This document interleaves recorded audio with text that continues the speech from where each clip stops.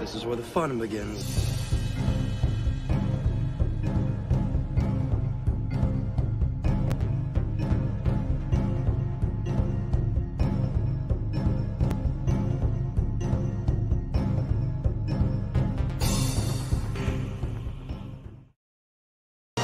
The fate of the galaxy is now in your hands.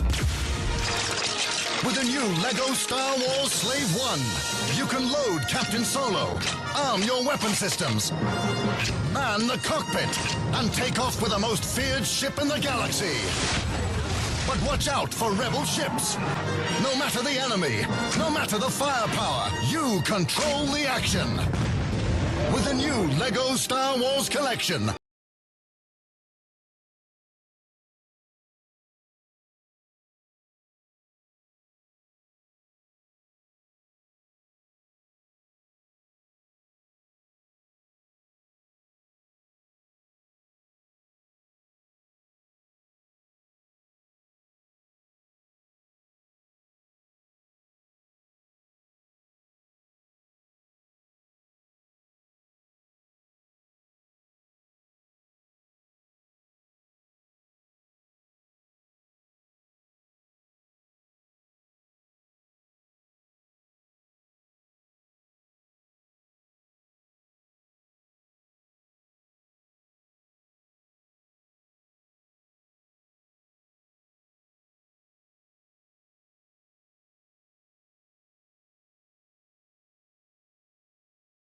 Hello, can you hear me?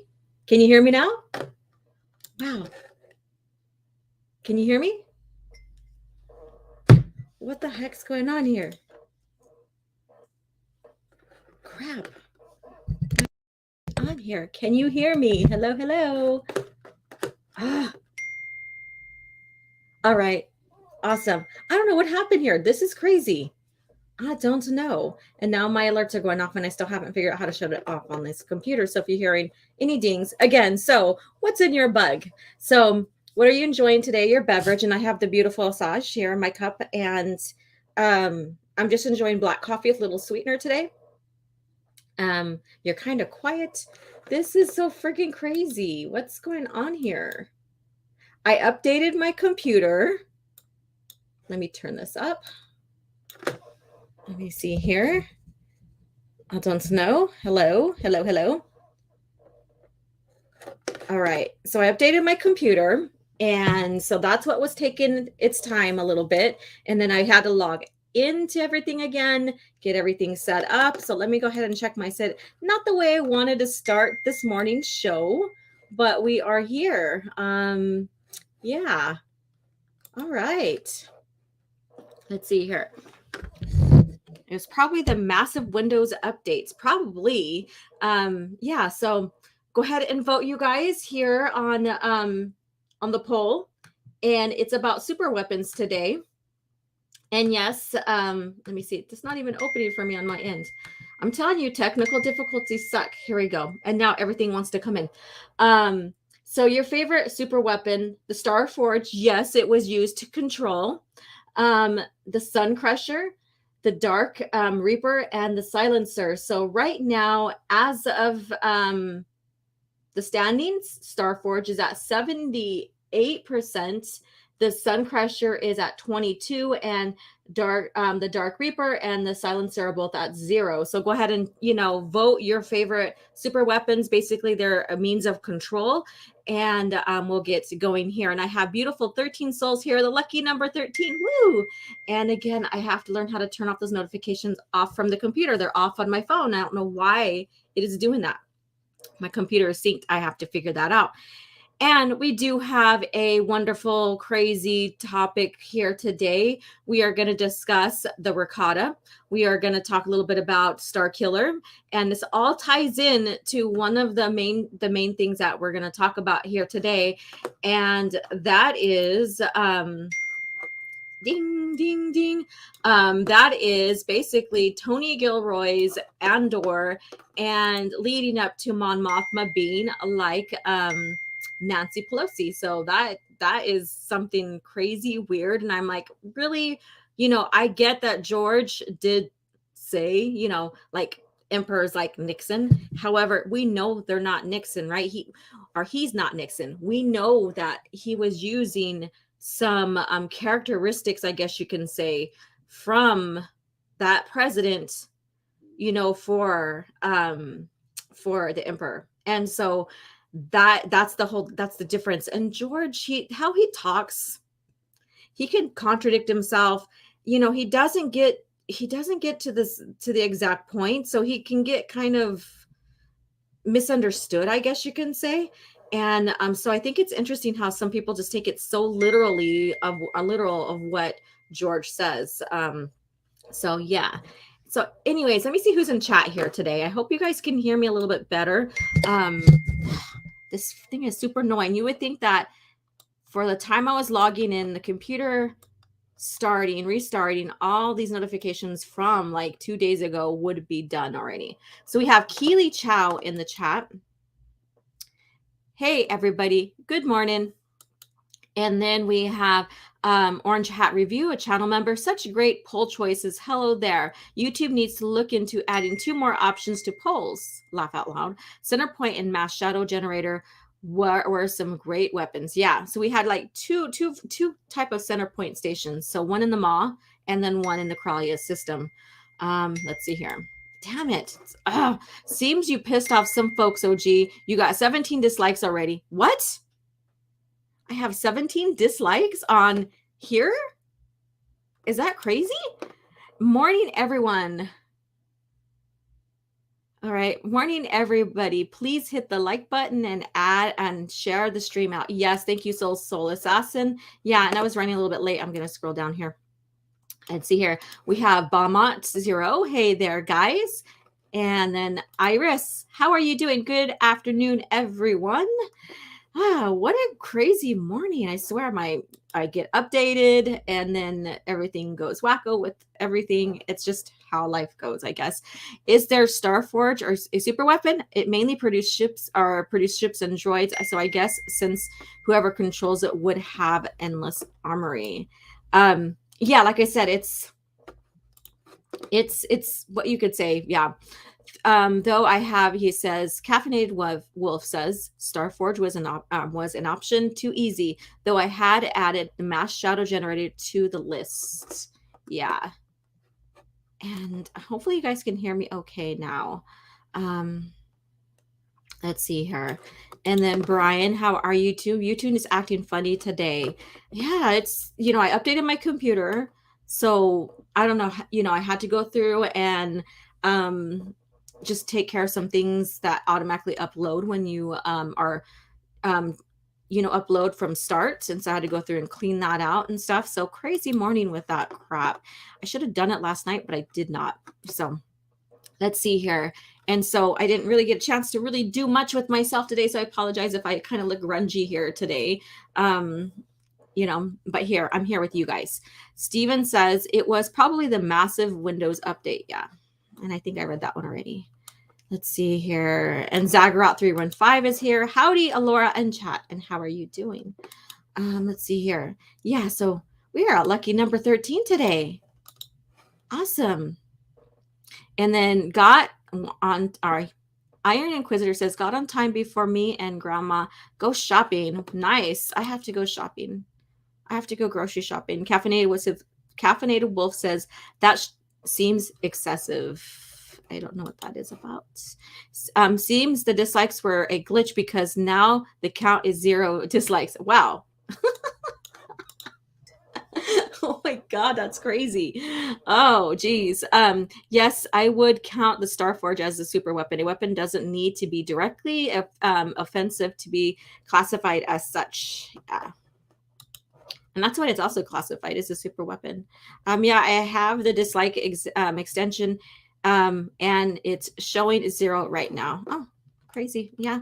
Yeah. See, that's what happens. It's weird. It's crazy like that, right? And let's see. So if you guys are just tuning in, please go vote on the poll for your favorite super weapon. Of course, the Death Stars are not on there.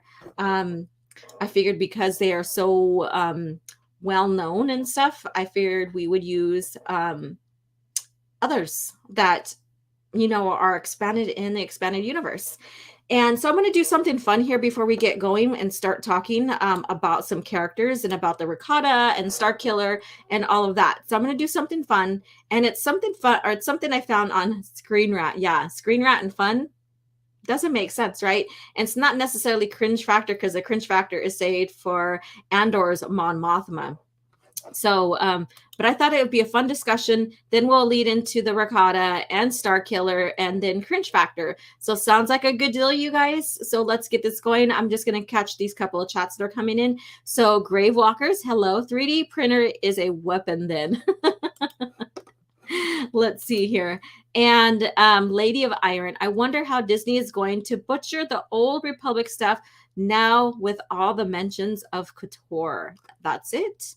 That's it. And one thing I was going to put on Super Weapon just to humor and just to have fun and laugh at is that Greg, or Tuscan Bob, commented on their J.J. Abrams as a super weapon of destruction, I guess you could say. And so I was going to add him on there, just like I said, out of humor. And I almost did. But then I would have to seriously remove one of the other options. And I was like, I can't do that. So feeling grungy. So Alice in Change, Nirvana, or Soundgarden. Oh, you want to know which one, huh? And then Spartacus, hello. Tuscan Bob is never wrong. Yeah, and I was gonna add that. I was gonna add J.J. Abrams, because he's the destroyer of franchises, right? So I was gonna do that just out of humor, just to have some laughs, some shit and giggles, right? Shits and giggles.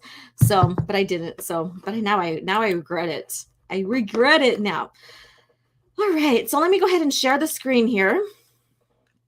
And let's see here, share screen. Make sure I'm on the right one. Windows.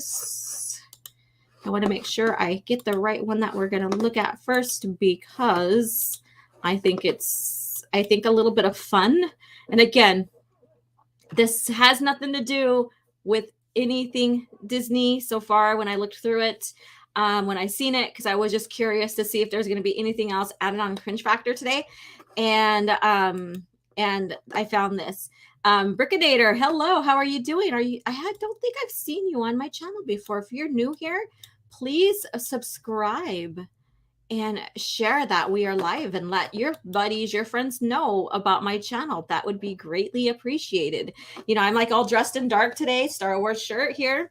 And yeah, like I said, I haven't had time to do anything special with the hair. So here I am. I feel grungy, or like I just rolled out of bed in a sense, but I know I didn't. So here we go. So what my point here with this is, this is something actually kind of fun here, but I want to know, after we're done, this is Star Wars 15 best pilots in the Rebellion and Rogue Squadron. So I want to know, out of these options given, or if there's anybody else that in your own ranking that you prefer. All right, so we're just going to briefly go through this. I thought this would be fun just to look through, like Rogue Squadron. It also includes a Wraith. So Wraith is in there. And so let's go ahead and get into it. So this is by Riley Keefe or whatever the name is here. Yeah, so we'll get through this. So if you guys want to write down your top favorites, it doesn't have to exactly be 15, from the Rogue Squadron, the Rebellion. So I'm not going to read this here, because some of this is not really necessary. But the number 15, I'm guessing right here, is Jaina Solo, and I don't agree with that one. People who only know Star Wars movies learn that Han and Princess Leia had a son named Ben. No, they had a son named Jason, and then that's her twin, and then a younger son named Anakin, out of the youngest out of the three. In the books, they had 3 children. The 2 oldest were twins named Jason and Jaina. In the novels, it was Jason who turned to the dark side, while Jaina remained a force of good. So basically, they have ranked her here towards the end of it, like I said, again, I disagree with it. I think hers should have been a little more towards the top 10, maybe within the top 10. So let's see here. Jaina trained as a Jedi, a Jedi as a child. Then joined the New Republic military when she grew up. She was kind of involved with it since a child. So, because of her mom and her dad and her uncle, becoming a renowned Rogue Squadron pilot, but also she was a pilot and the commander of the Twin Sons. Yeah, the Twin Sons, or the Sons. Damn it. I'm always quizzing you guys on this, and now I can't even think of the name. The Twin Sun Squadron or whatever. Yeah.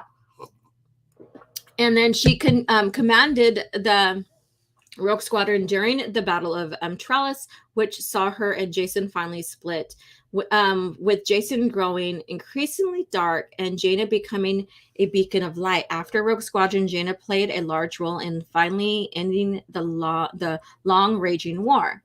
So again, this person just briefly just tied in some things here. We know that she was, leader of the Twin Sons. Her uncle handed it to her.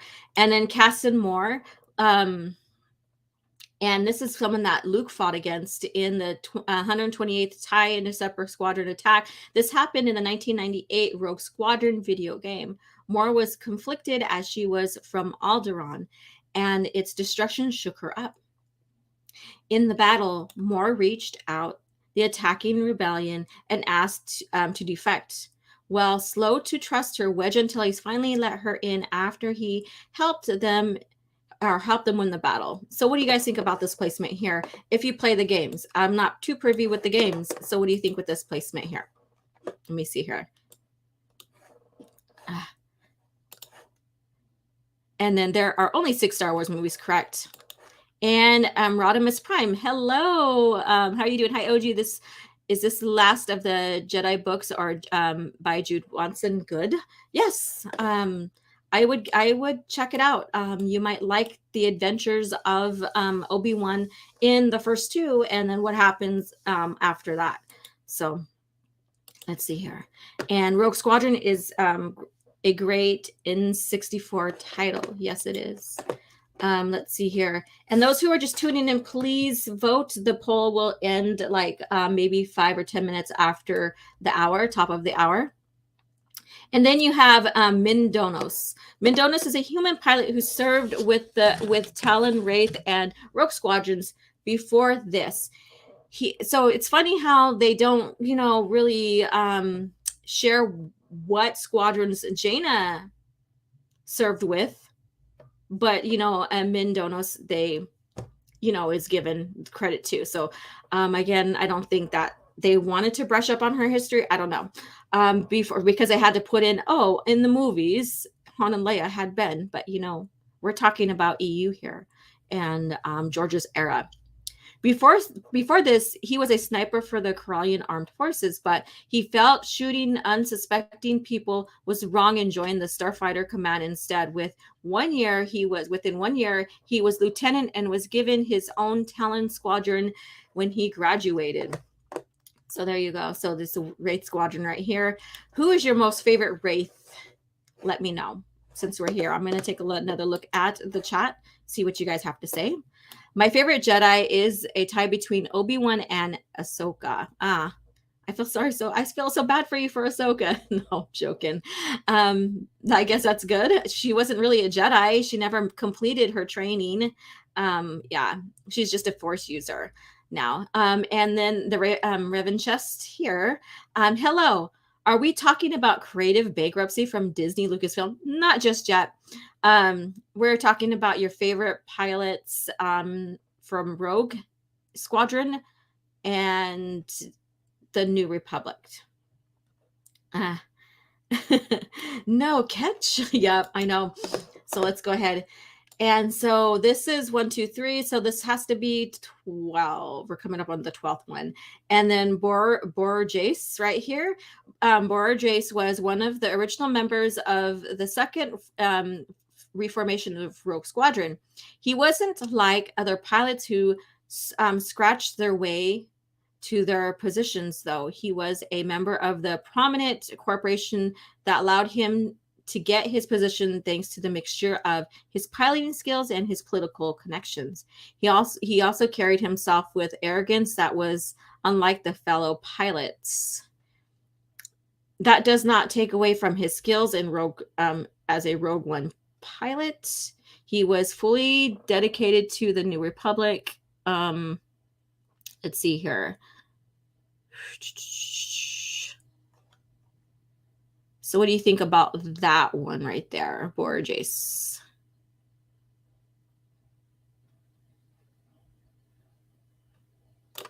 Let's see here. Let's see what you guys have to say.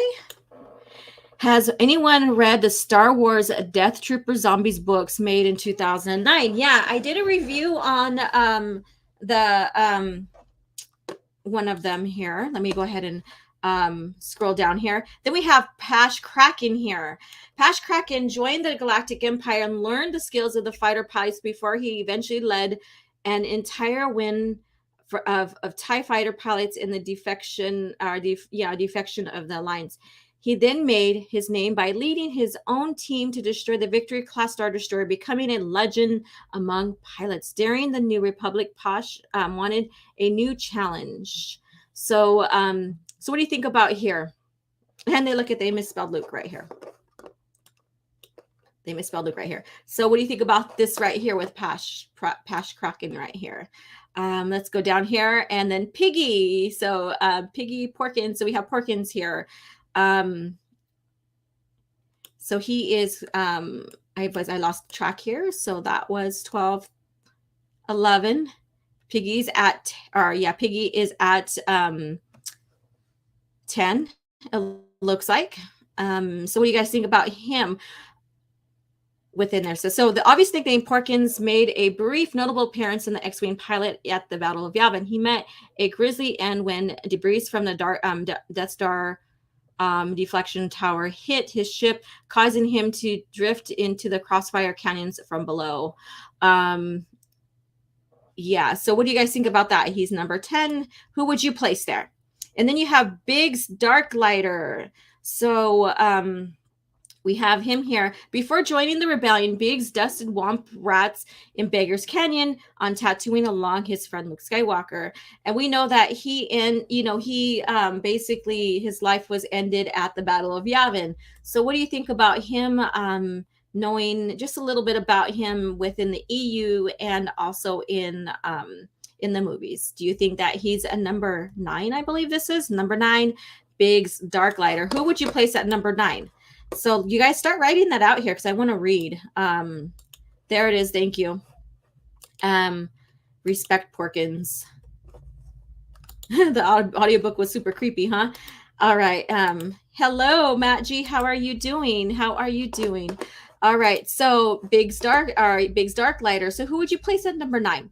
And then we have let's see here. We have Derek Hobby. So we have Hobby here. And of course there's the X-Wing series and then also the comics and stuff. So we get, a lot more information about these guys after the fact, after the movies and stuff. So this is a number 8. Like Biggs, Hobby joined the Imperial Academy before defecting the rebellion and earned his nickname while there. Like many other pilots on the list, their characteristics and attitudes never came to full fruition and can be found in the Expanding Universe comic books.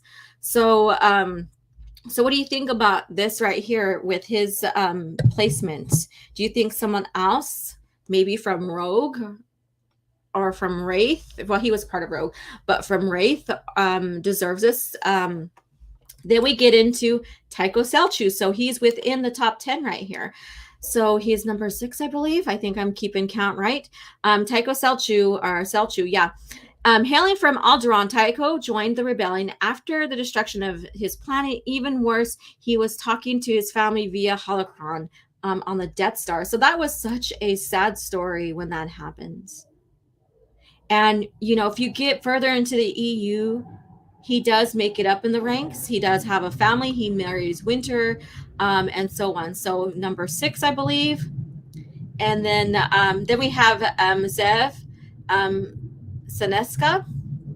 And number 5 here, he's found them Zev he was the one who found Luke and Han in Empire Strikes Back. Again, we get a little bit of him in the movies, and then we also it gets expanded into the EU. So this placement here, I don't get why would you guys would have kept him in this placement, or would you have placed someone else in that placement? So let me know.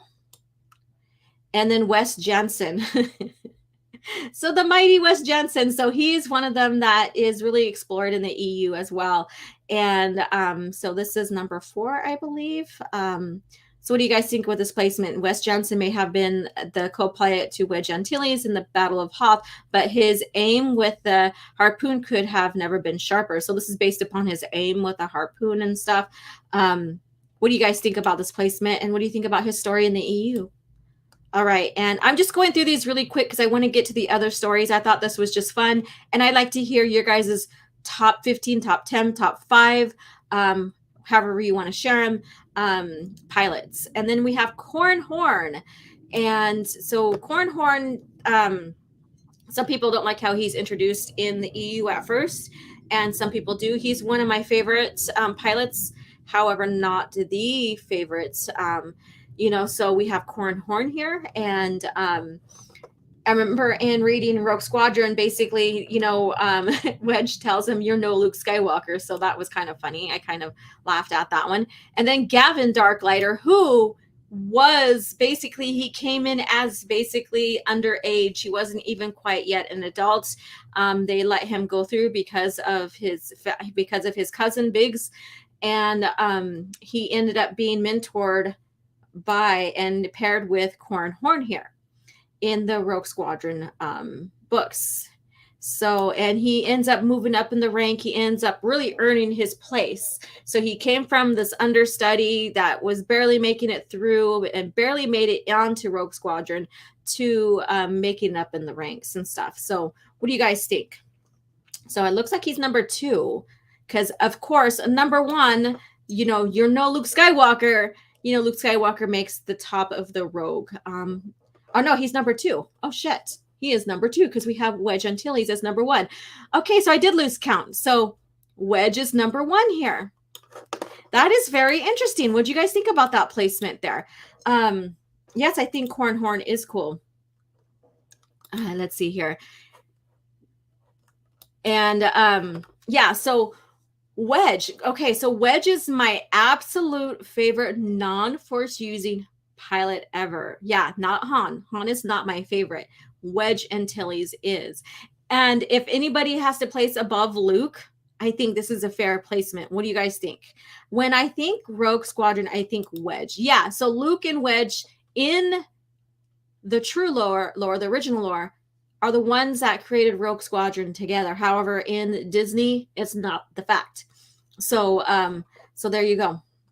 So we have Luke Skywalker, who is number 2 to Wedge, which I would place them pretty close with each other. I think, like I said, I think Wedge, it's well deserving for him because he doesn't use the Force. He has quick instincts, insight, all of that.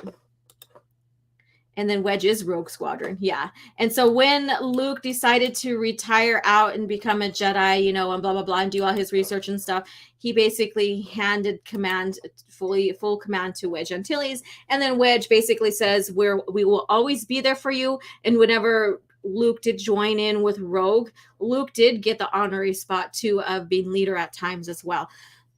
So this is just a quick thing here. So Wedge is number 1. Like I said, I went through this. However, I didn't, I went all the way to Luke and didn't scroll down to Wedge. But there you go. Wedge is 1, Luke 2, Gavin 3, Corn 4, Wes 5, Zev 6, Tycho 7, which I would have placed Tycho up further. Derek 8, Biggs 9, Jack R. Porkins 10, Apache 11, Jace 12, 13, 14, and 15. I would have placed Jaina way further up the scale for that. So let's see here. Horn Cat says, Luke, after the way he was piloting the Falcon in Courtship, he is top tier pilot. But non-Force users, Wedge indeed is top dog with Han in close second. Oh, okay. Many people just place Han there. So you guys, before we move on, go ahead and share your at least top 5. Who are your top 5 pilots? I am very curious to see who you guys like. I have 17 beautiful souls here. Please press the like button, subscribe, and share. Let us know you're live, or let them know we are live here. All right. So let me know what your guys' choices are here before we move on here. I'm going to go ahead and hide this. Let's see here and end the share screen here. Yeah. So I just thought that would be fun to look through and see what this person from Screen Rat, says, who's the top. Again, I would have placed Jaina a lot further up on the list. Top 5, Luke, Wedge, Han, Jaina, and Mara Jade. And that's another thing. Mara Jade, yeah, she was pretty good. What about little Anakin Solo? He's the one that, had them do the force meld in Lando's Folly. So they reenacted that. They all, linked together and stuff. And that was such a crazy but awesome, unique moment here. And let's turn this off here. And so, looking back, those who have read the EU, with the X-Wings, with the Wraith, who would you guys place any Wraith pilots in your top? Yeah. So, okay. So there's a little homework there right there. Just get you guys thinking and reading it and stuff like that. But let's go ahead and get into the Rakata here so we can get into the story of Andor and Mon Mothma and stuff like that. So the reason why I bring up the Rakata is because they are mentioned inside Andor. They have already been placed into Disney Star Wars lore. However, they're like, as always, these EU characters are not going to be remotely the same from how they were developed in the lore, in the true lore, the original lore. And so, I knew they were already put in the lore when I did my my EU short for the Rakata, which I need to talk more about them. I needed to go do another one, in fact. But I did do a EU short on them. And so they mentioned, and I guess people are saying, Andor is going to be pretty good because there's not going to be any member berries. They're going to be on their own. It's going to all be about story and not giving dangling these keys and giving these member berries. And they're going to, expand their own characters. And it's going to be great. So I seen a lot of praise on the internet about that. And I was like, okay, fine. I mean, sure, I agree. Star Wars shouldn't have these dangling keys, member berries, just to make everybody happy again. Well, sure enough, they still fell into that by inserting the Rakata, like mentions of the Rakata. Rakata kind of sounds like a cheese, doesn't it? But anyways, I'm hungry, you guys. And after I'm done here, I'll have breakfast. But and then also showing the Sith armor, that is known from Starkiller. And yeah, the Sith Stalker armor, basically, what Inquisitor says there. And I think there's another more. I think there's one more that was mentioned or shown. And I'm not too privy to what I don't know if Mon Mothma or whatever was in a museum on Coruscant, or if that is in the halls of the senatorial building. I'm not sure.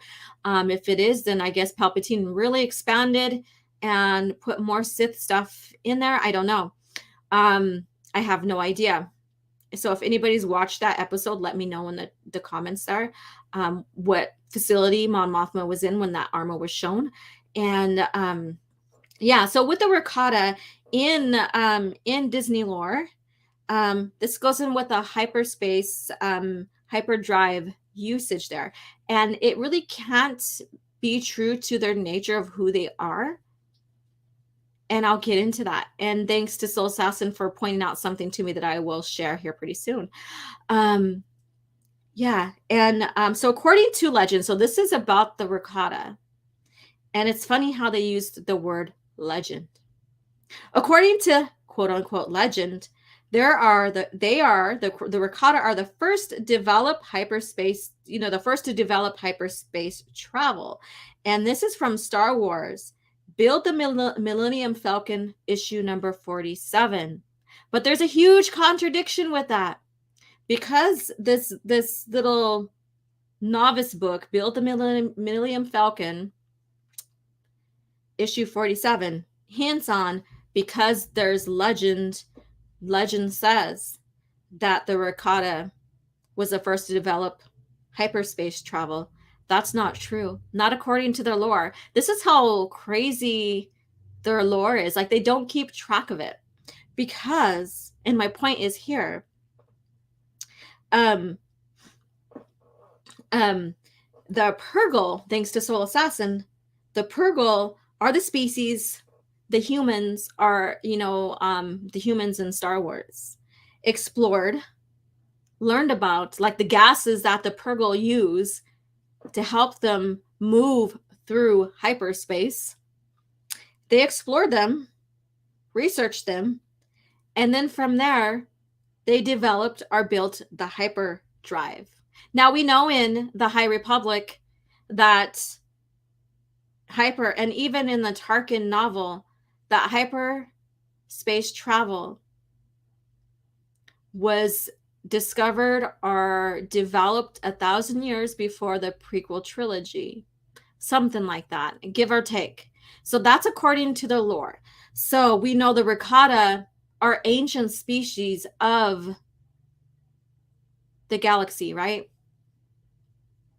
God, I'm a nerd, he says. Yeah, you are. I'm going to read you guys' comments in pretty soon. Yeah, and I wouldn't have looked up the Purgle. I know the Purgle do, move around in space. The Purgle is this Disney space squid that basically captures Thrawn. You would think how brilliant Thrawn is. He would know about the Purgle and know that how to defend against them, because he was always one step ahead of everything. So that's another discrepancy I've seen, but we're not going to go that path. We're talking about the Rakata here. So with the hyperspace existence and the hyperdrive technology existence in Disney lore, the Rakata are not these brilliant species that created the infinite empire. Now, I'm going to go to that too as well. Basically, from the Nexus of Power, the Force and Destiny from 2016, it shared their name with that they shared the name. The Rakata shared the name with the Rakata Infinite Empire. That's all. So basically, all is shared is that there was something called the Rakata Infinite Empire that Disney, refers, but they only share the name. Basically, so it doesn't mean that there is any, relationship or relation to the Rakata and the Rakata Infinite Empire. So you see what they're doing here? They're trying to kind of find a way to put the Rakata in there, and what they have done in the EU, the true EU, and use the Rakata, but they can't get past when hyperdrive and hyperspace were invented, discovered, used. Their lore doesn't go back that many years either. But yet they're going to go ahead like any other EU character. I'm like in a serious mode now, you guys. Can you hear that? Any other EU character, storyline, species, what have you, they can't exist in the Disney Star Wars lore as they did before. And to me, that's like a slap in the face, because they said, oh, we want a clean slate for our own creative freedom, right? Own creative freedom. And yeah, they said that we'll get inspired by the EU, blah, blah, blah. But they're trying to say the EU is not relevant anymore. It's no longer canon. They may have not specifically said the word canon in there, but they said that they wanted a clean slate, that they tossed aside the EU basically to make their own canon, meaning that the EU was canon. They had to get rid of all of that history so they can create their own. Read between the lines when it comes to that. So the Rakata was mentioned in Andor. Another member berry. Oh, they mentioned it. And what's so funny is like someone like I retweeted someone's post about screaming or cheering because they seen Coruscant. Really? Okay, I understand like seeing it for the first time in the PT because we read about it in the EU and George is like, yeah, let's keep continuity. I'm going to use Coruscant. That's a big win, right? And that's something to like be like, oh shit, he used Coruscant from the Thrawn trilogy. I get that. But now that, you know, it's something that's just a major main planet, the planet's capital of the galaxy, it's expected to be used. In fact, when the DT came out and they didn't use it, people were like upset about that. You know, so I get people will cheer at anything. They'll be excited because they're like, finally they introduced, I get it. But my point is, wow, it's just Coruscant. We read about it. We seen it. We know about it. We may not have seen it in the OT, but we knew about it in the name that the Emperor gave it when he gained control over the galaxy. Yeah. Yeah. So member berries are being dangled there. You know, EU is still being, you know, inserted. And it's not going to be the same, you know, because their characters, the Purgle, are the ones that inspired basically human species in Star Wars to explore and and create hyperdrive technology. And that their book Tarkin, which was supposed to be an EU book, and they wanted to keep it for their lore, so they had Jason, I think it was Jason Luceno had to basically rewrite it or change some things in there. So hyper space, and when it was made, discovered, used, a hyperdrive, hyperspace, all of that is very young in the new Star Wars. So how can these people travel like in the High Republic, which is like not even 2 years before the PT begins, before the movies? They're still discovering hyperspace lanes and stuff in the outer rim where the Rakata basically in the original lore by that time bombarded and transformed Tatooine into the desert planet it is now that we see. Isn't that crazy? Just imagine if they would have just kept the EU and they still wanted to do their trilogy and they made it further past all the, you know, all the novels and stuff after, you know, post Return of the Jedi. And it wasn't maybe not even about Skywalkers or whatever. And maybe kept to the lore and it was about Jaina or something. I'm just throwing these what ifs out. But imagine if they would have kept the EU and stuff. And that one little blank area between the PT and the Old Republic there, where we get the 1,000 years gap, where we know that the Sith go under and they atone and they explore and learn more about the Jedi so they can get revenge. Just imagine the stories that could have been told during that time. You know, about Bane, and they want to use Bane. You know, Filoni used Bane and totally ruined his character. But they want to use Bane still. Imagine that. If they would have just kept the EU and gave us Darth Zana and her rule of two lineage from Bane, and how they went about and learned more about the Jedi to get their revenge. And maybe cause events that no one can really tie to the Sith because of how secretive they are. And just all the undertones and the evil planning and all this, like the dark years for the Sith that went underground to hide, atone. Just imagine all of that, you know, going back in that time frame. And so going back to the Rakata, you know, because I'm going into these what ifs now, you guys. Like I said, I'm getting a little bit serious on this stuff here because I love talking about that. And I know you guys are listening here, and thank you guys. So sharing of your thoughts with that. This is coffee chat, so I like to engage with you guys. So those who are coming in new, please share. So Iron Inquisitor says the hyperdrive was supposed to be only 1,000 years old in the new canon, right? But there was still the Old Republic before that. How do they travel around then? Yeah, before then, like in the original lore, before the hyperdrive was fully invented, there was a means of travel, but they had to put themselves in stasis through carbon, right?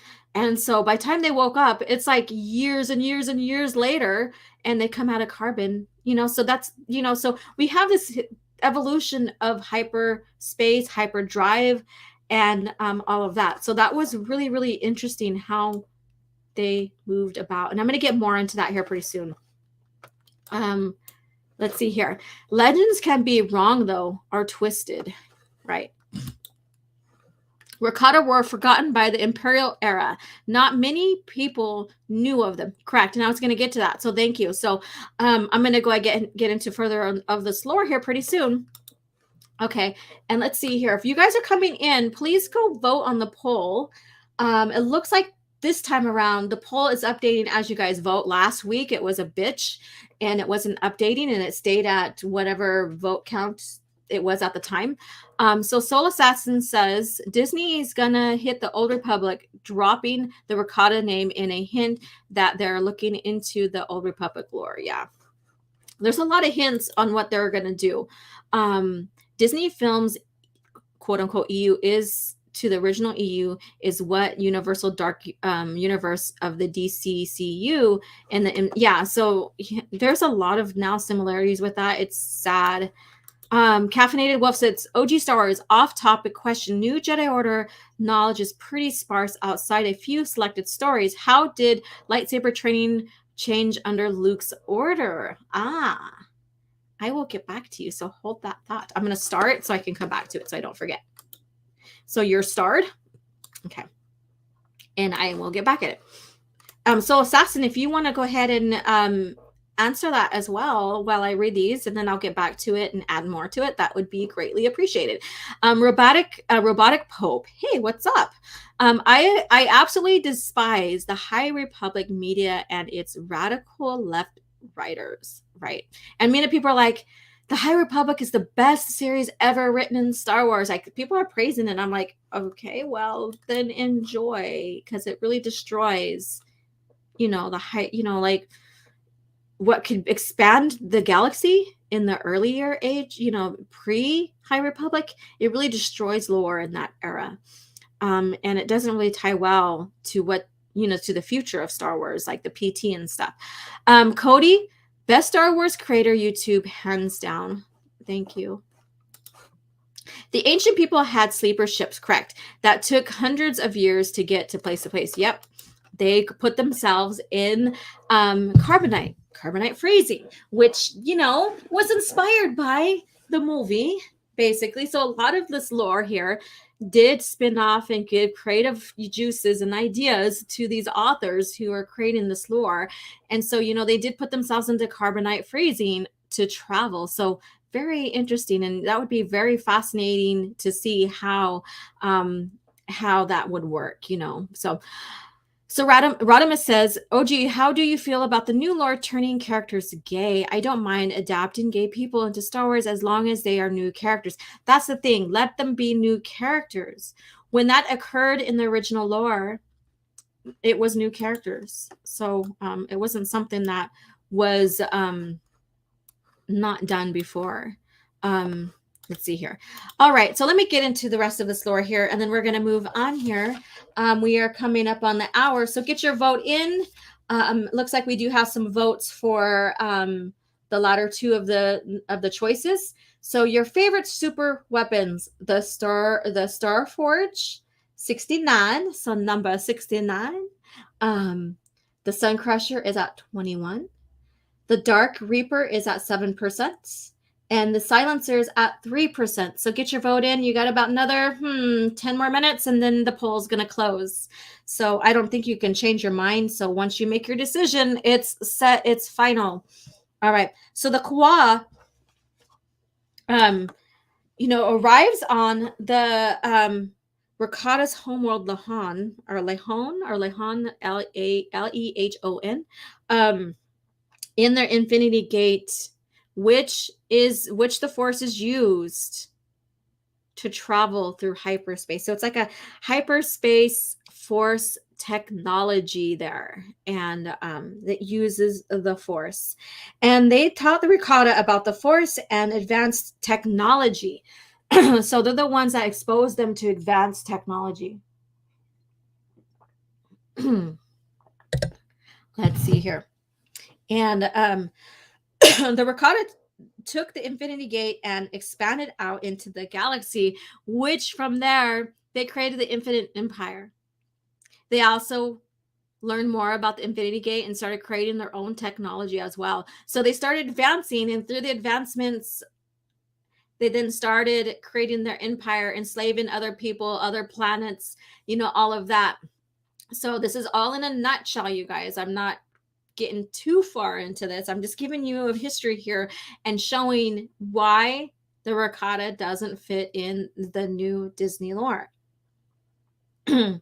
So the Rakata made the first interstellar space drive after the fall of the Infinite Empire. People of the planets Corellia and Duros worked around the Force Attune components that the Rakata used for their hyperdrive, for their ships, for their technology, and to produce their own version of hyperdrive. So that's a little bit of evolution of the hyperdrive and technology and the exploration of hyperspace and how to move through it.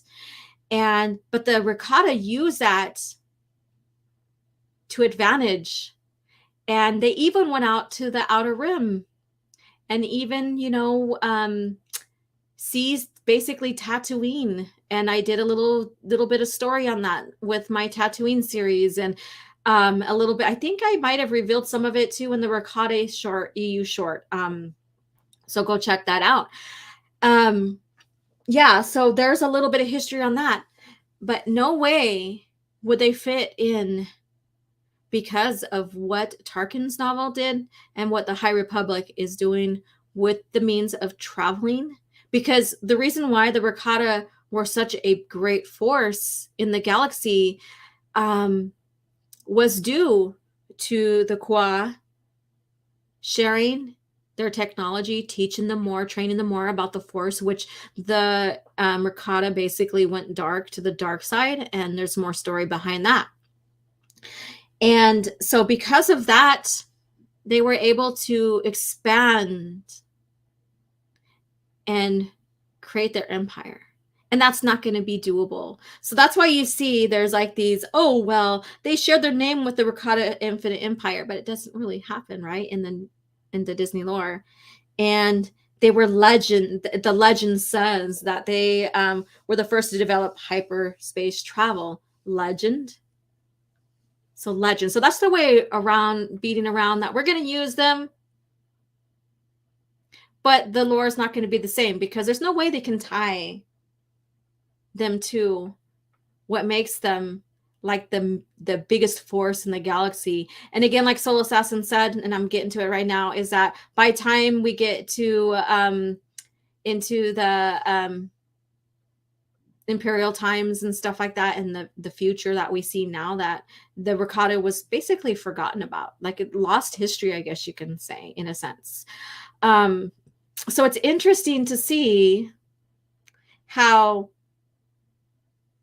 in the true lore, the original lore, history, bits and pieces and stuff were slowly lost about the Rakata by the time we get to the dark times.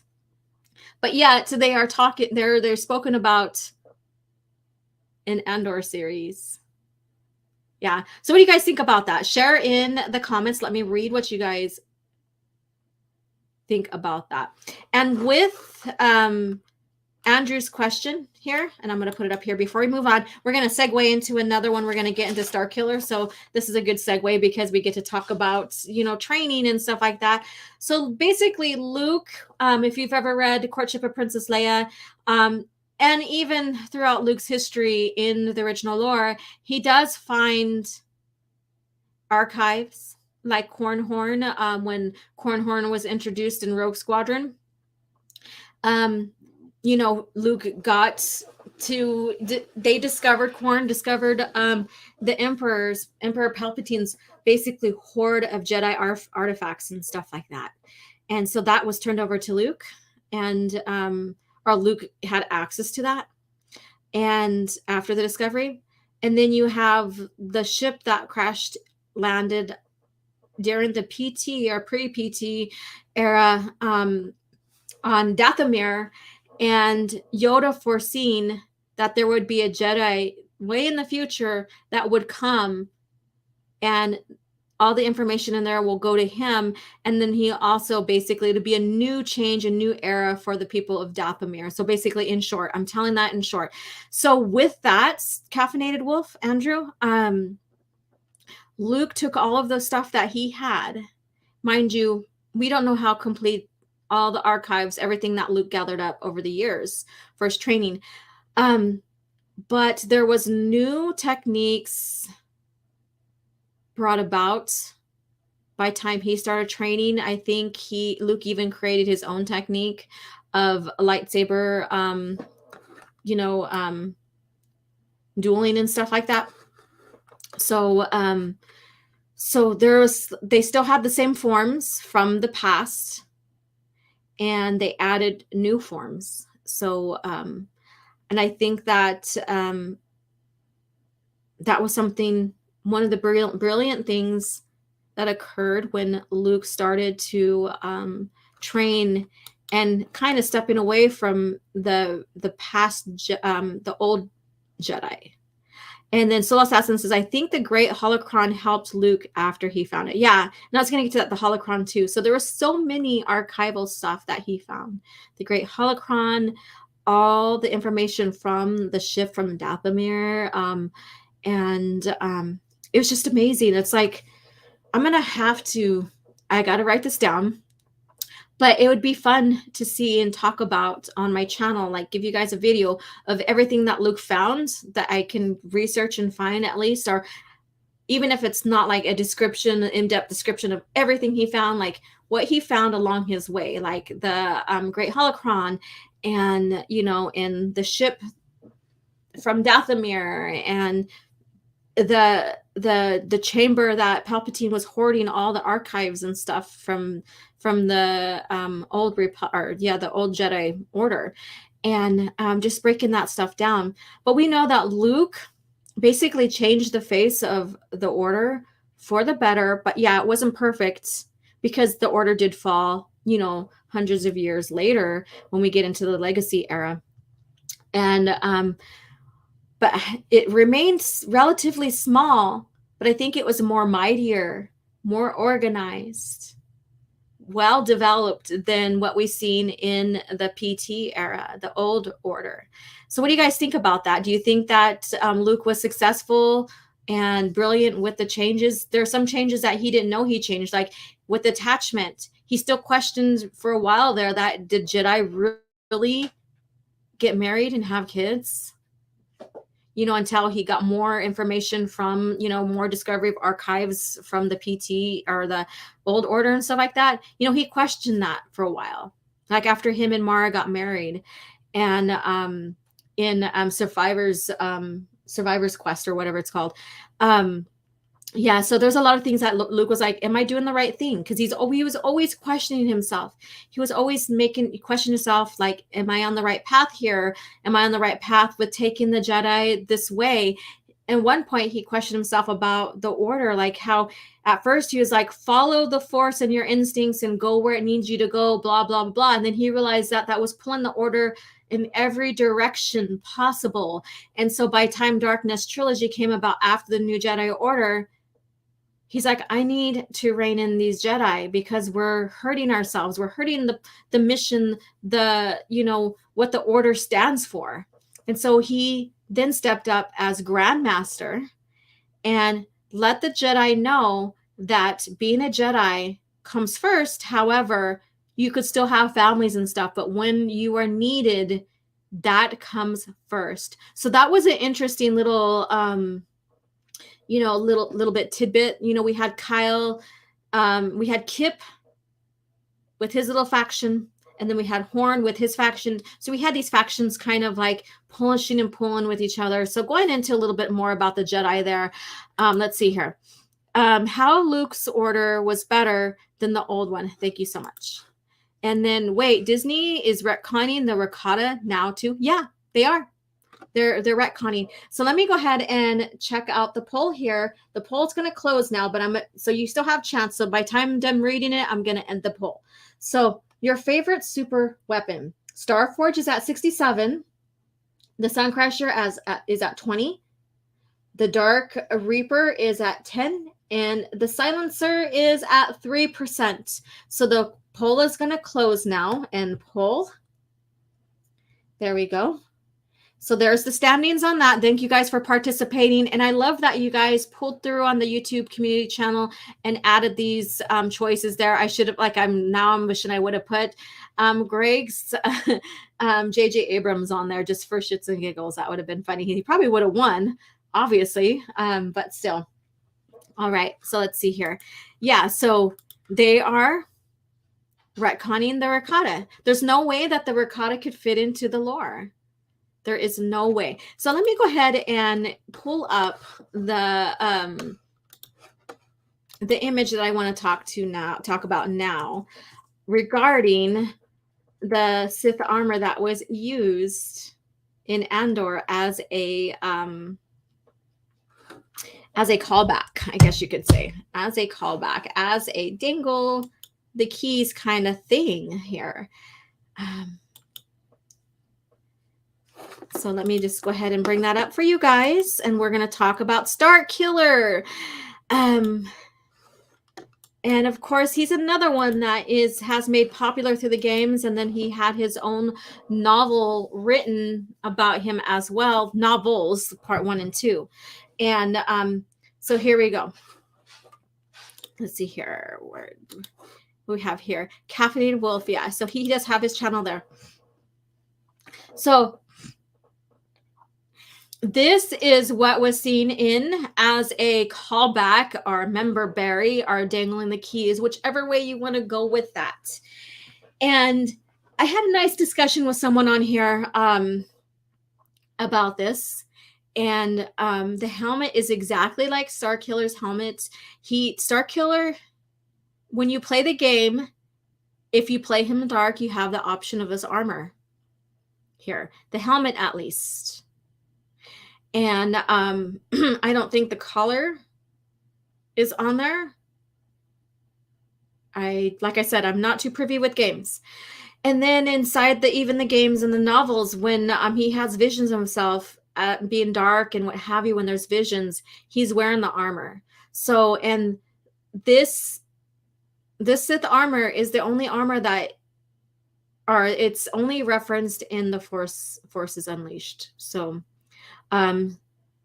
this is a callback to that and to Starkiller.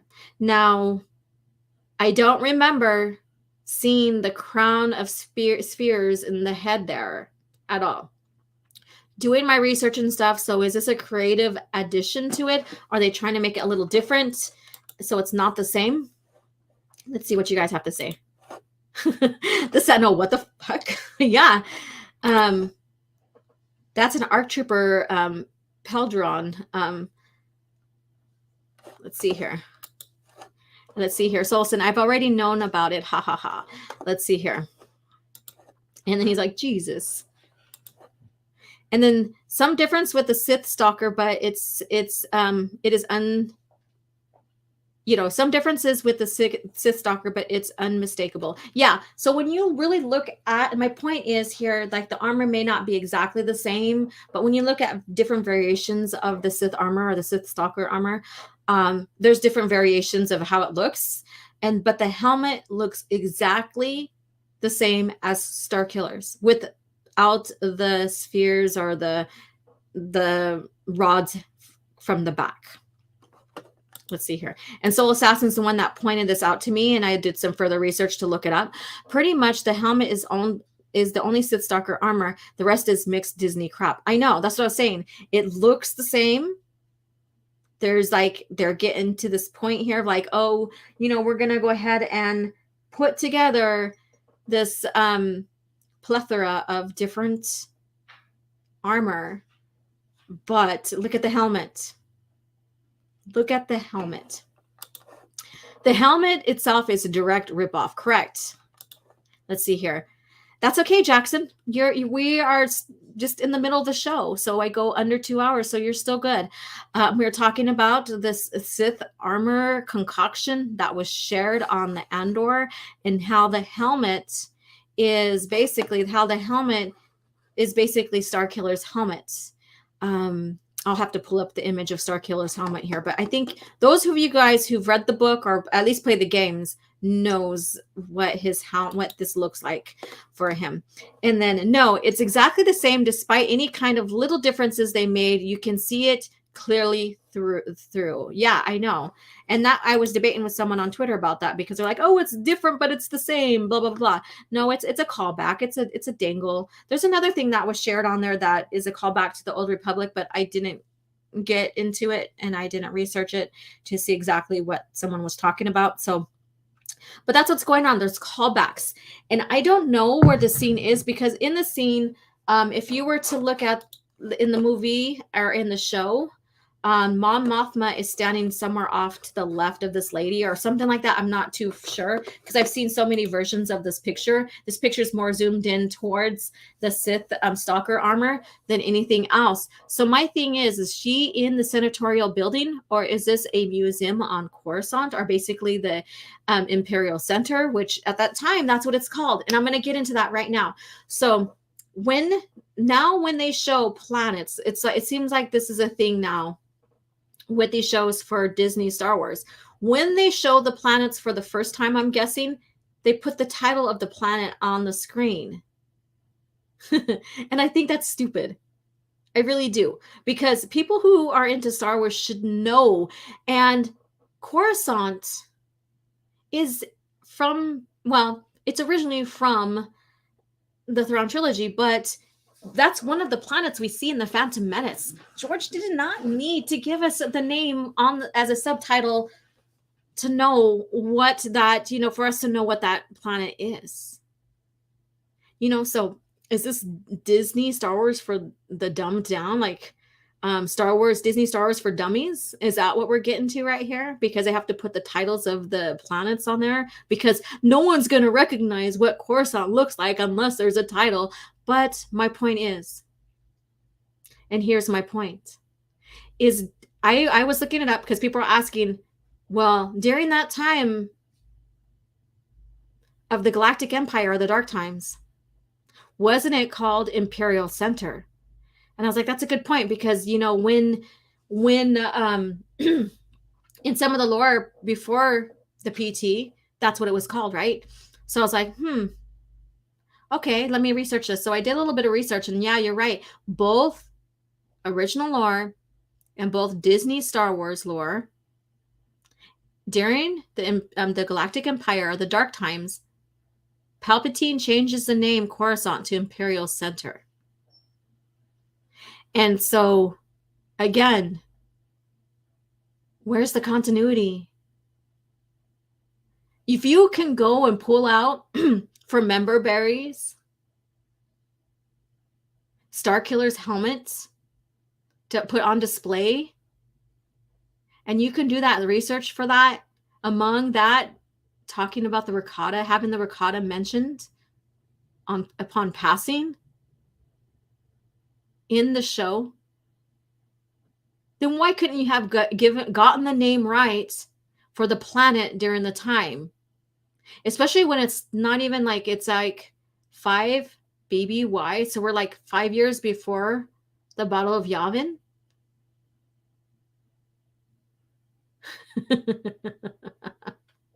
And yeah, that's how screwed up this lore is.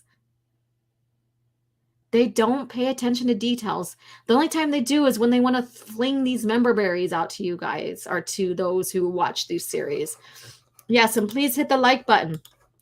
And Marlena, how are you doing, lovely? Hello, OG and chat. Let me see. Have you seen some of the Disney on Twitter? They're special. Caffeinated Wolf said that's fugly. Yeah, I agree. And yeah, so if you got into, and like I said, the Sith armor is only referenced through the Forces Unleashed or the Force Unleashed, and nowhere else. So no matter what it looks like in pictures and depictions that from the original lore, they're making a callback to it here, and they're using their direct exactly the same, referring back to Starkiller's helmet here. So there you go. Let's see here. The stalker armor was designed to be stealthy. Those things sticking out of the helmet are stupid, right? How can you be stealthy when you have to friggin' duck down? If you're going through a doorway that's kind of short. Imagine that, walking around being stealthy and forgetting you have those spikes coming out of your helmet and you hear ding. Defeats the purpose, right? And they made it look like kind of like a crown. Like this person was of some high stature, which, no, that defeats the purpose. That truly defeats the purpose here. Oh, okay, so you guys, I thought I just would, talk a little bit about this, the Rakata, a little bit about them and hyperspace and hyperdrive, exploration, technology, how they created the Infinite Empire, and how it doesn't really fit into the Disney lore as much as they want to call back on them, as much as they want to hint about them. It doesn't fit. And then we have these little member berries being dangled here because they can't be creative. They want a creative freedom, but they have no creativity. They can't come up with something brilliant on their own. That's how I see this. And then Ryan here says hello. And then the helmet probably already existed in the storage and they just used it because it looks cool. Probably. Who knows? Clone Wars multimedia project is better than TCW. I agree with that wholeheartedly. All right. So let's switch gears here. Let me see here. Let me scroll up here. Make sure. And let's get to our cringe factor now. And again, like I keep on saying, I need to make a video segueing us into cringe factor here. So many of you guys may have seen that I shared this. As soon as I heard about this, I shared this out.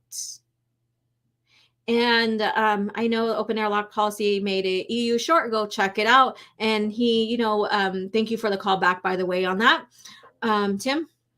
So basically, Tony Gilroy, who basically claims that he's the first to ever put in a suggested sex scenes, is now saying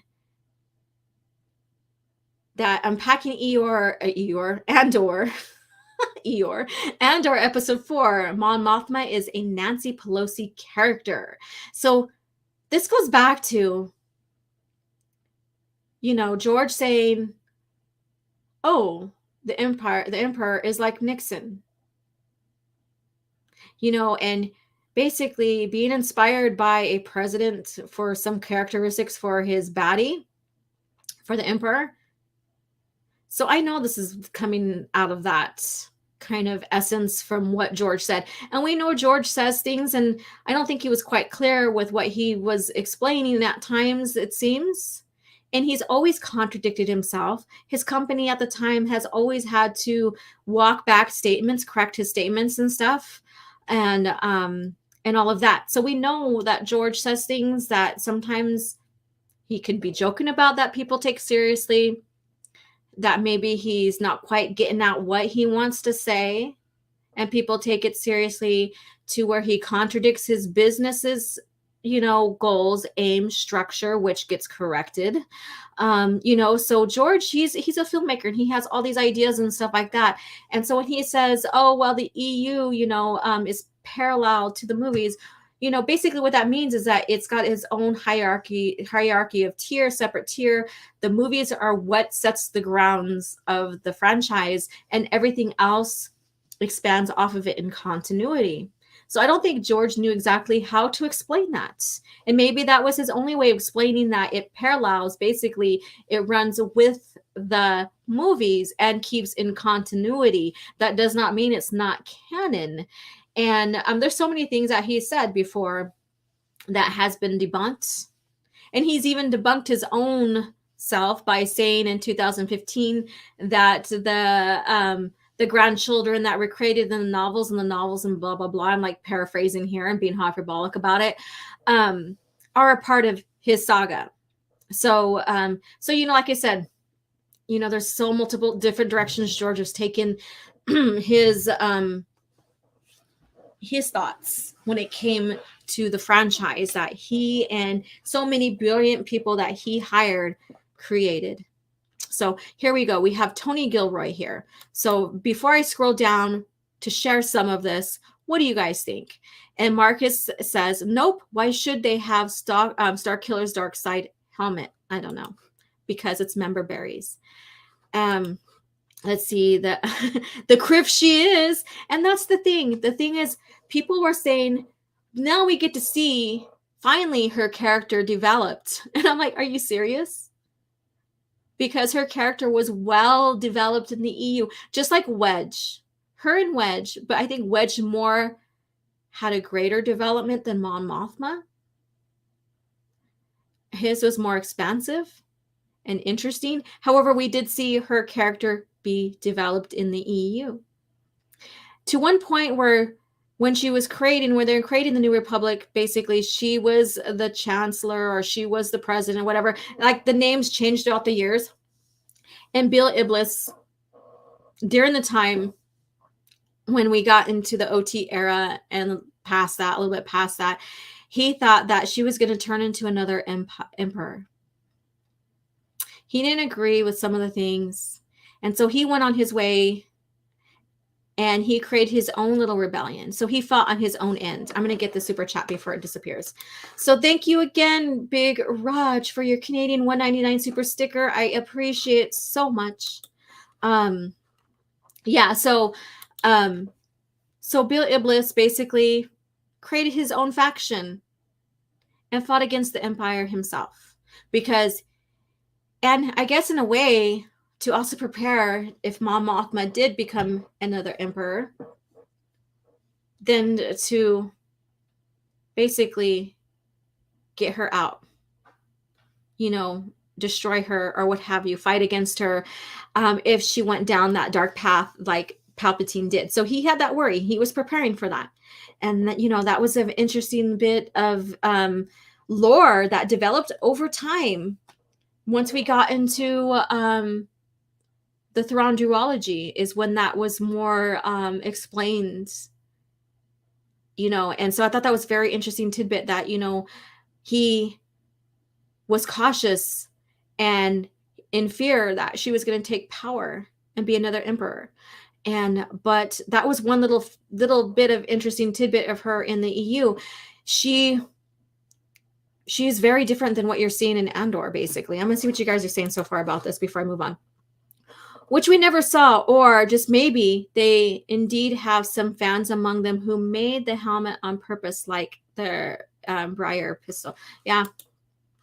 I wonder if Mon Mothma would go get a haircut during the pandemic. She's not drunk enough. I want to see Mon Mall with empty vodka bottles all over her office. Then I'd see the connection. Let's see. Even Chuck Wendig portrayed her better than this. Oof, that's bad. I've heard about how bad he writes. Marcus, I've never saw Nancy Pelosi as someone with character. And Leland said George changes his mind all the time about the EU. Yeah, he does. And that's the thing. And hit the like button. Yes. And so basically, this is cringe factor here. And so Mon Mothma, she was all about getting Nancy. Okay, so this is a comparison I'm like, my mind's all over the place here because there's so much I want to say. It's going back and forth, ping pong. So basically, this comparison is really odd because Pelosi was never about activism like Mon Mothma was, or is in the lore, the original lore. She was never about political movements like Mon Mothma is. Now, did Pelosi do anything that we don't know about that was under the table and stuff? Maybe, but Mon Mothma, her working in secrecy was to make sure she doesn't get executed, because we know that other senators somehow disappeared or got executed or imprisoned. And so she wanted to be out there in front. She still wanted to be the force to reckon with Palpatine or the Emperor.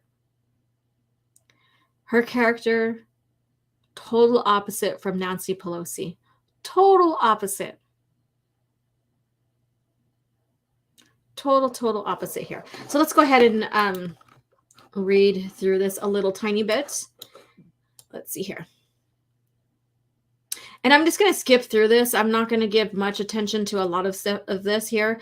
Andor episode 4 just gets right into the rebellious mission with Cassian joining up at Luthen.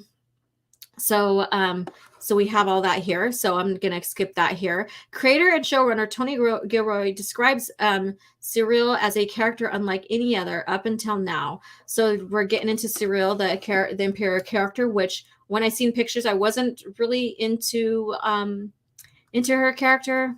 I don't know. Let's see here. And then just had the Empire in the movies. All right, it says, let me see here. All these are questions here. Indy, tell me about the different aspects of the Empire we see in the show. There's the security in Preox Marlana and I wrote down Space FBI. So they're talking about the what is it called? The security what the hell is the name of the secret bureau, the security bureau of the Empire, ISB or something like that. Let's see here. If the Imperial Senator was similar to Pelosi, it'd be like Kuwati delegate. Yeah. Exactly. You know what? Yeah, you got a good point there, because that Kuwati delegate, oh my God. Yeah. ISB, thank you. The ISB. So they do have the ISB in there. And in fact, that's another scene where it shows subtitle or title 2 ISB headquarters on that.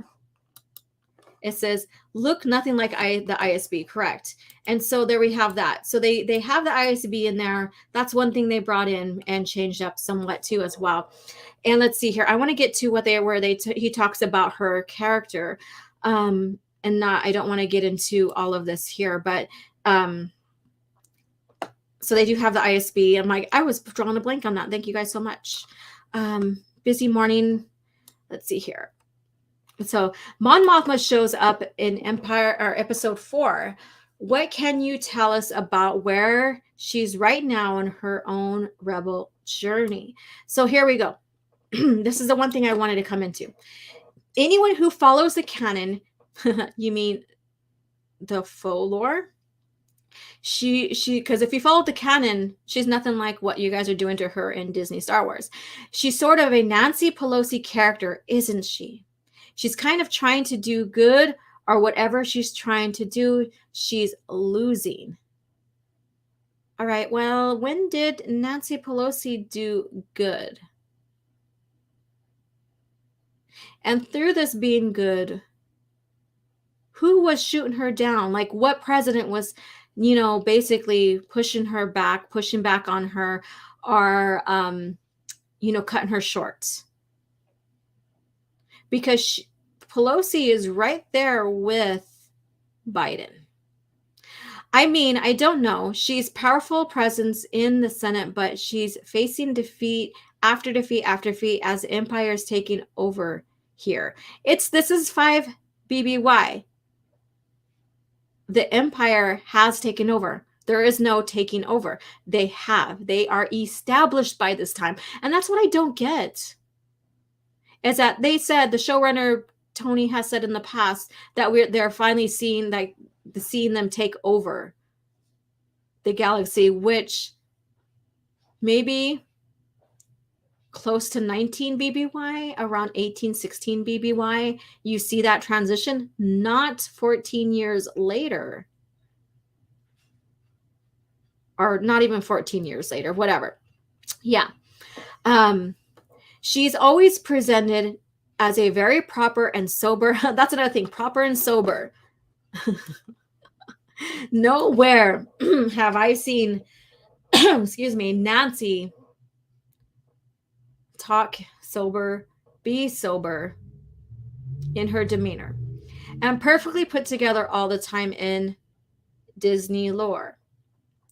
And it just seemed like that was such a perfect opportunity to say, well, what's really going on behind here?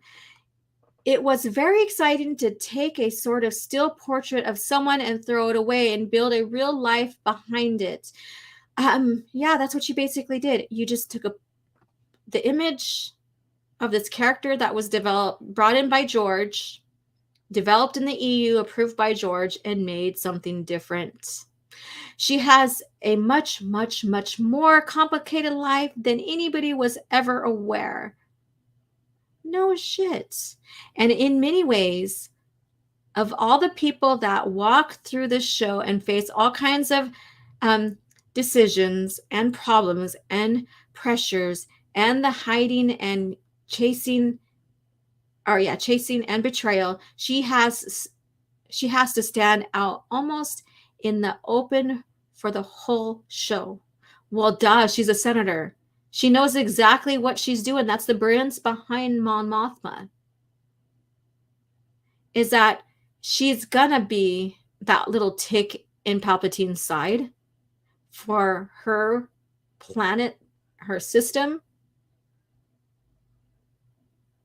Well, she undermines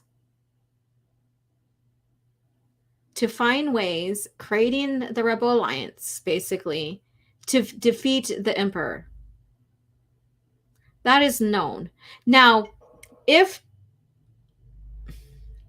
George Lucas would have not deleted that scene of Mon Mothma, Bell, I think Fangs are too, maybe, and Padme meeting, I think that would have been phenomenal. But that scene is still in the book, I believe. And but they do meet for the delegate of 2000 who wanted Palpatine out to, like, basically to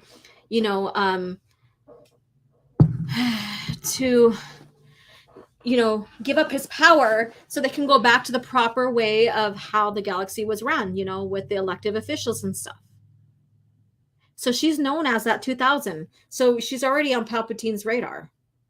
Now, is she in Disney Star Wars? I don't know. They make it sound like she's not. In many ways, her story is the most tense story in the whole show because she has to do everything in the open. Nope, she's doing things out of the open too. That's the thing. She's doing things out of the open in secrecy as well, not trying not to be discovered. So she's basically playing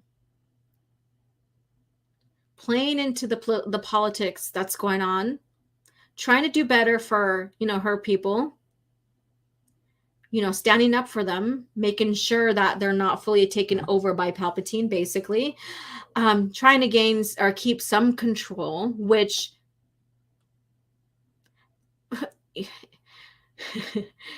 by the time we get to A New Hope, they dissolve the Senate. So we're like 5 years out, right? The Senate really doesn't have any control. It's whatever Palpatine says, basically. What he approves, what he's enacting, what he's enforcing. She's just there to maintain some sort of quote unquote power. So because she can see exactly what's going on to position herself as a leader of the coming Rebel Alliance. So they have to tell us now, 5 years before the Battle of Yavin, that the Empire is still taking over the galaxy? No. They already did by this point. They are already established by this point. They're already enslaving people. They already have full control. I really don't think the showrunner really thought this through. And of course, he doesn't have, they let them do whatever they want because the story group says they can't veto any direction in continuity that these showrunners take. That was already established. That's why there's this big mess. That's why it doesn't make sense. Let me see what you guys have to say. Let's see here. Again, George doesn't read the books, but he reads the comics and watches TV shows. It sounds, actually, he did read a couple books because he was going to, at one point, I think it was Shadow of the Empire. I'm not sure. He was going to give that book to his employees. Marcus says, it sounds like a manufacturer statement pushed by executives and are started film in 2022. Excuse me. And Pelosi never experienced pushback by Biden, or did I miss something? I don't know. I have no idea. So this comparison right here, or I would say more than comparison, because she is the Nancy Pelosi of Star Wars, right?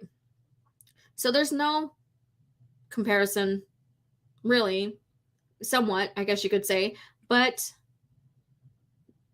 there's no, I was inspired by, so I used some characteristics for kind of deal. So who knows? But my main thing I'm getting here is not only this comparison, is also the fact that they say that the Empire is now getting control. That's the keywords. I look into these articles because there's hidden messages, there's hidden meanings, there's like you discover more on the direction they're going when you read into these articles a little bit further. You know? And they said, oh, the galaxies, or the Empire is now finally gaining control. Like how many years after? 14 years, or not even 14 years? You know, about, yeah, something like that. They're barely gaining control after all that time. Barely gaining control. And this is the new Star Wars that's catering to these new generations they want to. Whereas George, yeah, he spoke about generations. That was the theme of his movies. It's about generations. It's about families, and it's about generations. So you have the PT, which is the father. You have the OT, which is basically children. And then at one point he says, and the grandchildren. But we also know that he's stated there was really no sequel trilogy, that he was done after the redemption. And that if there's any other movies to explore Star Wars, it would have been the Wheels, right? So I really think that he just wrote treatments to give ideas to Disney, and they didn't use them. If I really thought, or if he really, and this is my reasoning, my research with how much he's kept continuity more so than Filoni, and that's a whole different conversation I'm not getting to right now because we can be here for another hour. But he more or less was about keeping continuity as much as possible. Like when you look at one of the treatments where it has Darth Talon and Maul, a part of the antagonists in the so-called sequel trilogy treatment, are one of them. That idea then was taken and turned into a game. And when that game was being developed, it's called Battle of the Siths. So when that game, or the Sith, when that game was being developed, the creators, along with the story group, and even with George, they're like, these two are from different timelines, years and years apart.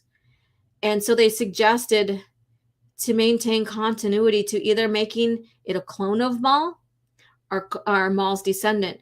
And so at the time, they haven't really fully decided which way they were going to go, but they were like, we need to keep continuity. And George said, yes, let's keep continuity. He gave the blessing and he gave his ideas. And that's all they needed to do was say, George, this doesn't maintain continuity, so let's go ahead and course correct. Many people think because, they say George is not beholden to the EU, that it means that he didn't care for the EU. And that's not the truth. Or that he would even keep continuity. And that's not the truth. The minute the story group, it seems like with the history of research and stuff, that the minute that his story group or Leland Shee or whatever you want to call him would talk about continuity to George or mention it, he would be like, okay, let's keep it. Let's keep continuity. And so with this, Disney, the direction they're going, their own story group said, basically says they can't veto the direction or correct them, the creators. Then why the hell work on a continuity if you can't keep it and you can't course correct the creator to make sure that the story stays in continuity to the history of Star Wars? George did it. When they steered him in the right direction, he didn't fuss or fight. He's like, yeah, let's keep continuity. Let's do it.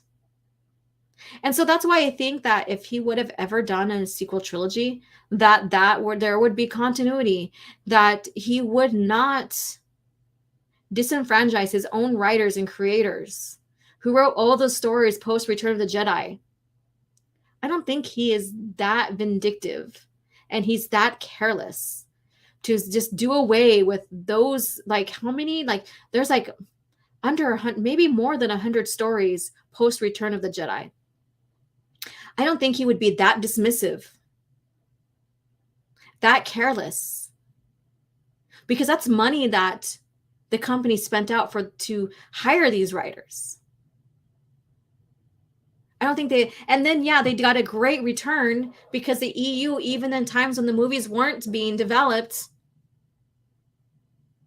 the EU kept Star Wars alive with fans like me and other, I guess you could say, EU elitists or super fans or whatever you want to call us. We were out there waiting for the next comic, waiting for the next game, waiting for the next book, waiting for the next young adults novel. Going to the libraries, checking them out, maybe purchasing, studying, talking with each other in forums. I don't think George was that heartless when it came to the lore to do away with, that much content that they hired these creators, that he spent time going over the plots, vetoing or approving, changing plots, developing the Sith culture, all of that. I don't think that he is that dismissive to do away with something just because he wants to go with one direction with his lore, especially when there is proof that he would have said, okay, let's course correct this. All right. So I had a little tangent there with you guys and we're coming up on 2 hours here. So my sinuses are wacko today. All right. Let's see here. Oh, let me see. Let me get this one here. Pelosi equals Sly more. And let's see here. It sounds like the manufacturer statement pushed by executives. Oh yeah. I read that one there. Okay, let's see. Look at the bright side, OG. At least they say Mon Mothma wasn't like Marshall Lucas. Oh my God. Oh, geez. That's that. Thank you for the good laugh. Okay. Marcus says, depends on how Disney defines the full established of the empire. If they see it as the point when the Senate was devolved, they may come to that conclusion. No, it doesn't matter whether they have kept or dissolved the Senate. The Senate was just there for show. And if you read the Dark Lord Rise of Darth Vader book or novel, that's basically the point. And even in Revenge of the Sith, that points it out. That the Senate is just there for control because Palpatine needs it to look like he's being fair to gain that control. And that the Senate's there just for show. Because no matter what, it's his say. It's a way to keeping the Senate intact, is a way for him to kind of keep control too over the planets and their systems too. But on top of that, he sent his own governors, his own people to those places as well. So Palpatine knew exactly what he's doing. He gained control the minute he implemented Order 66 and then went to the Senate and said, look what the Jedi did to me, and made them the villains. He gained control. He had control then, but he gained full control, like the full trust of the galaxy then and there. A lot of the senators, because not all of them, but there was quite a few that were pro-Empire too. And so there's a lot, you got to get into the story, the lore and stuff. And Marcus, well, Lucas created the different canon levels just to keep the continuity with the EU growing. He knew how important it was. That was, yeah.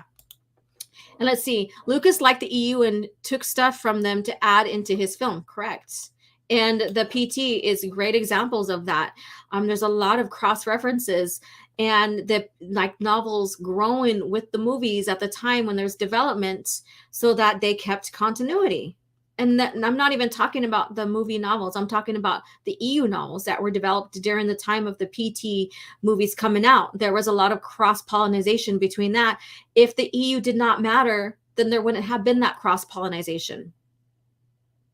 And that's the evidence right there that George, like continuity, the lore, and what fans wanted was important to George and his company. Let me see here. Yeah, I know, but Disney, they could have understood it that way. You know what? Who knows? Maybe they do. Maybe they don't. Maybe they're that stupid.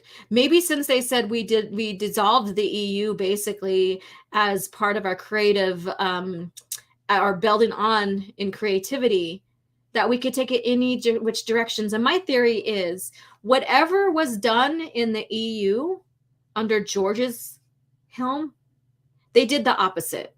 And this is why I say that. Look at Luke Skywalker. Luke Skywalker was the hope.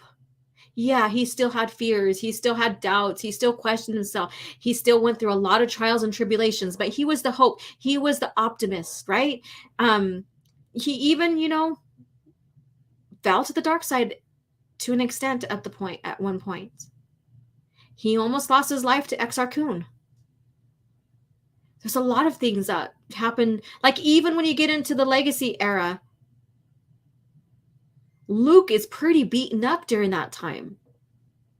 He's very powerful at the time. Yeah, he had to grow a lot to get there. And he still is getting beat up. And here, Luke in Disney lore is the total opposite of that. He fails to create the order. When he decides to create the order, he keeps it in line with the prequel or the old Jedi order, which fails, right? He goes back to attachments. It's bad. You either choose this or that. You can't have attachments. Where the original Luke was like, took it in a whole different perspective of attachments. And that helped save the order in itself.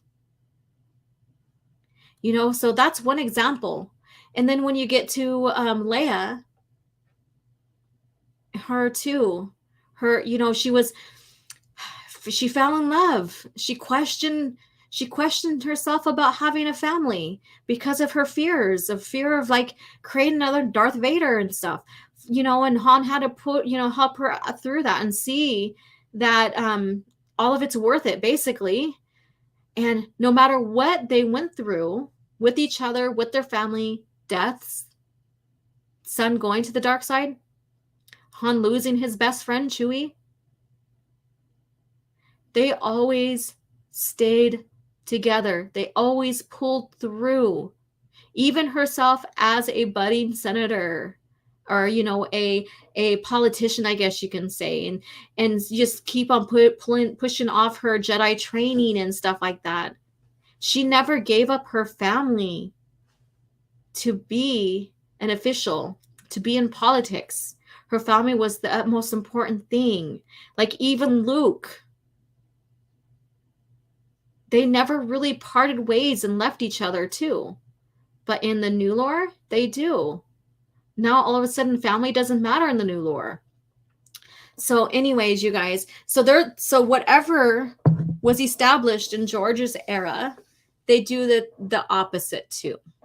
And that's why the Rakata, they weren't this force to be reckoned with. They created the Infinite Empire. And then also taking technology from the, that was introduced to them and creating their own hyperdrive technology and all of that. Because it can't fit. Yeah, it's just legend. But they're the opposite now. They are the total opposite now. Yeah. So everything that has been done before is now the total opposite. So it's like they're like, oh, whatever they did, let's do the opposite to that because we need to create a new story. And it doesn't make sense to us. Yeah, new fans, they love it, I guess. I don't know. More power to them. Yeah, so there you guys go. I don't want to end on a bitter note, but I thought I'd share this here. I think Raging Rhino is going to talk about this tonight on Casual Rage, and I think Tuscan Bob or Greg might be on there with him when it comes to Mon Mothma and the Nancy Pelosi of Star Wars. So go ahead and tune into that. It starts, I think, about 17 Pacific Standard Time, my time. So you guys can gauge that time and go and listen to that. I believe I will be there for the whole show this time, modding last couple of Thursdays. I've been busy, what have you. So stay tuned for that.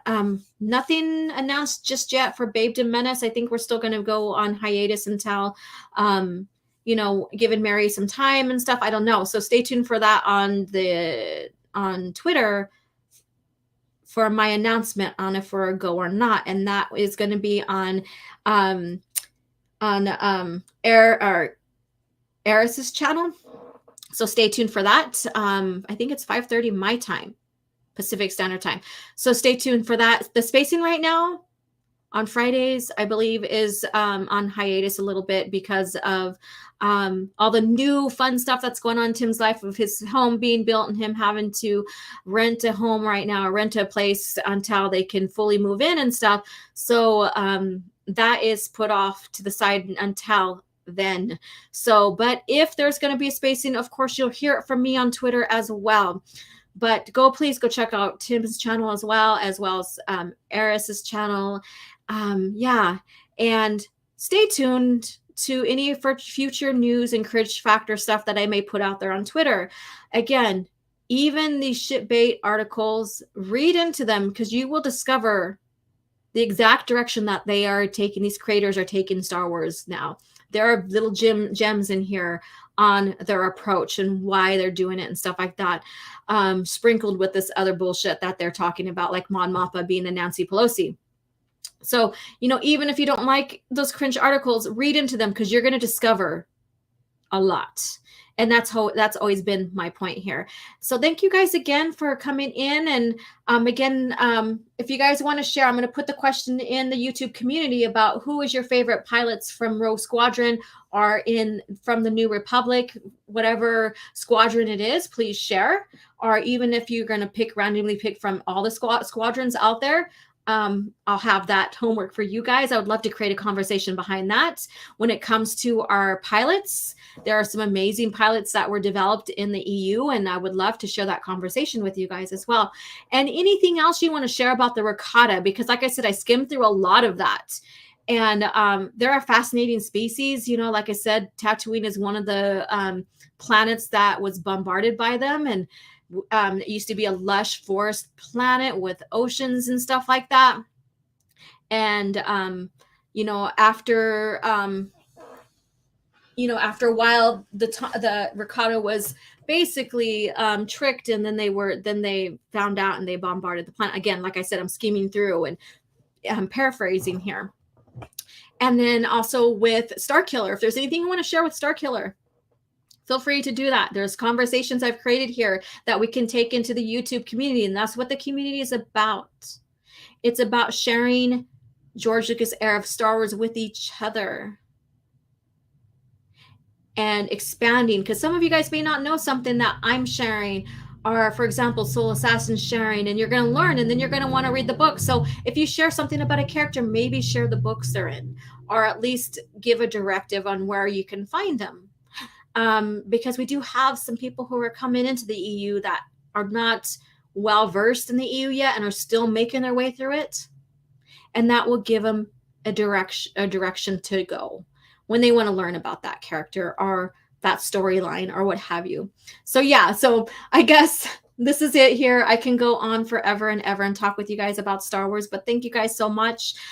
Another cringe factor. And I was going to brush up again on, suggested sex scenes in Star Wars, which I did a video on. So go check that out. But Tony Gilroy is not the one who is making new grounds with that. That's always been in Star Wars since the movies. So thank you again, you guys, for tuning in. I greatly appreciate you guys hanging out with me for coffee chat. You guys are amazing. We went up to like 25 people, which is great considering this is a morning show on my end, an afternoon show for a lot of people. So I thank you guys very much for tuning in. Catch me on Twitter. Keep an eye out for my channel members. I'm trying to pick a date on when we can all meet up and talk about something significant going on in Star Wars, just to reconnect with you guys.